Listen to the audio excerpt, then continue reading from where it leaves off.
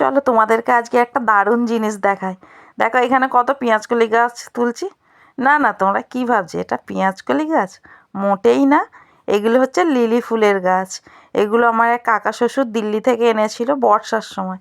আর এটা সাধারণত বর্ষার সময় সবাই বসায়। আর আমি বর্ষার সময় বলেছিলাম, উনি এনে দিয়েছে আমাকে।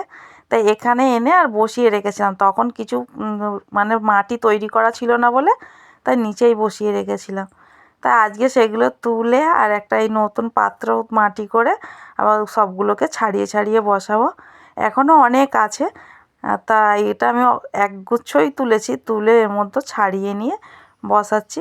বসিয়ে নিয়ে তার মধ্যেও আমি জল একটু ছিটে দিচ্ছি, অল্প করেই এখন দিচ্ছি, তারপরে ছাদে নিয়ে গিয়ে বেশি করে দেবো। তারপরে এখানে জল দেওয়া হয়ে গেছে। এখানে আমার একটা মজার বিষয়, আমি নিয়ে যেতে যেতে সে আর এক কাণ্ড। এই যে আমি উঠতে যাচ্ছি, তারপরে এই যে পা স্লিপ করলো করে, আর এখানে দেখো আমার গাছের টপ একদিকে চলে গেছে আর আমি কোথায় বসে আছি তোমরা খেয়াল করেছো হয়তো নিশ্চয়ই। পিছনে গামলা ছিল, সেই গামলাতেই আমি বসে পড়েছি।